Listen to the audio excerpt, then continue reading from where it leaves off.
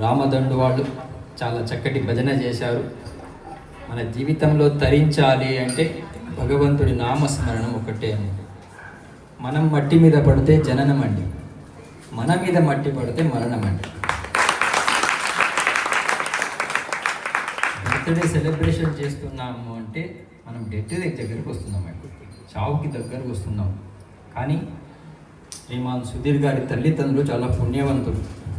ఇంత చిన్న వయసులో అందరినీ ఒక చోట తీసుకొచ్చి భజన చేయాలి, వాళ్ళ అబ్బాయి పుట్టిన సందర్భంగా అనే ఒక వాళ్ళ ఆలోచన వచ్చింది అంటే అది చాలా గొప్ప వ్యక్తులకే వస్తూ ఉంటుందన్నమాట. నేను మీలాగా అక్కడ కూర్చునేవాడినండి. నాకు అక్కడి నుంచి ఇక్కడ రావాలి అంటే 40 సంవత్సరాలు పట్టిందండి. అబద్ధానికి వేగం ఎక్కువ అంటే నిజానికి ఓపిక ఎక్కువ అండి. కాబట్టి భారతదేశంలో ఉన్న స్త్రీలందరికీ మీకు చాలా ఓపిక. తింటే పశువుల విలువ పెరుగుతుందండి. అవి బాగా మేత పెట్టామనుకోండి దాని విలువ పెరుగుతుంది. వింటే మనుషుల విలువ పెరుగుతుందంట. అందుకే గురువులు చెప్పినప్పుడు శ్రద్ధతో వినాలన్నమాట.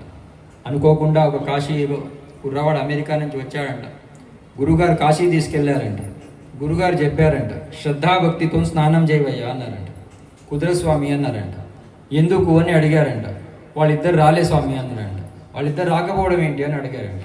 మా అక్క పేరు శ్రద్ధ అండి, మా చెల్లెల పేరు భక్తి అండి, వాళ్ళిద్దరు అమెరికాలో ఉన్నారండి, నేను ఒంటరిగా వచ్చా స్వామి అన్నారంట. మన శ్రద్ధాభక్తి కేవలం పేరు వరకు కాకూడదు అనమాట.